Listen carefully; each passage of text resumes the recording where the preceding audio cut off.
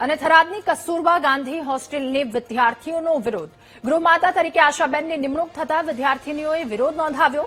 પરીક્ષા હોવા છતાં વિદ્યાર્થીનીઓનું વિરોધ પ્રદર્શન.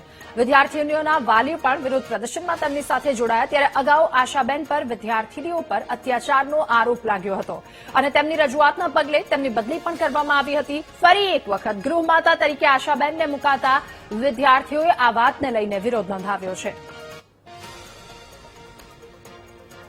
મારી આશાબેન લઈને પ્રશ્નો છે. પહેલા આશાબેન અહીંયા રહેતા હતા એટલે બહુ ત્રાસ આપતો એટલે અમે કાઢવામાં આવ્યા હતા એમને, પણ પાછળ એમને હવે પછી અમને સોનલબેન અહીંયા લવરામાં આવે છે એટલે અમે હાલ રાજી ખુશી તમારે રેડી બધું ચાલે છે, પણ પાછા તેમને સોનલબેનને કુવાના મેળ કરવામાં આવે છે કે જિલ્લા આટલી બદલી થાય છે એટલે, અને આશાબેનને અહીંયા લાવવામાં ત્રાસથી અમે ઘડાયા હતા છતાં આશાબેનને લાવવામાં આવે છે. અમારે આશાબેન આજે ના જોઈએ ને કાલે ના જોઈએ, અમારે સોનલબેન જ જોઈએ. અને આમાં અમે થરાદની કોઈ કચેરી બાકી નહીં, લેટર આલ્યા બધે અરજી આલી, કોઈ અમારું સાંભળતું જ નહીં. અધિકારીઓ કેમ અમારું સાંભળતા નહીં? આંદોલન કરી છે. અમારે આશાબેન નહીં જોતા, એ પહેલા અમે જ તેમને અહીંયાથી બદલી કરીને તેઓને અહીંયાથી કાઢ્યા હતા.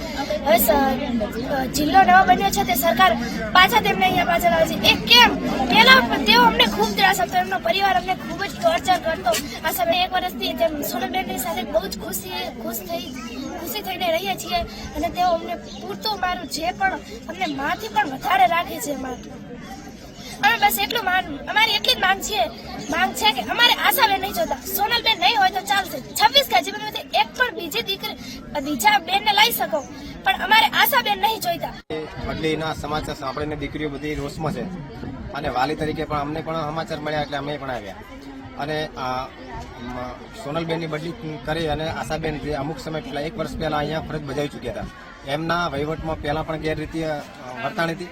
જેમ કે જંબામાં ડેડકું આપવું, પ્લાસ્ટિકના ટુકડા આપવા, સ્ટેશનરી બારોબાર બાયપાસ વેચી મારવી, આવા ઘણા બધા આક્ષેપો હતા. અને સીએમ પોર્ટલ પર આ બધી રજૂઆતો કરતા આશાબેનની બદલી થઈ હતી અને વરે પાસે સીએમ પોર્ટલ પર અમારા જેવા કોઈ બીજા વાલીઓએ અરજી કરી અને આશાબેનને પાછા લાવે છે. દીકરીઓની બધાની માંગ એવી છે કે ભલે સોનલબેનની બદલી થાય તો વાંધો નહીં, પણ આશાબેન સિવાય કોઈ પણ વોર્ડન તરીકે મેડમ આવે તો અમે બધા સંમત છે, વાલી પણ સંમત છે.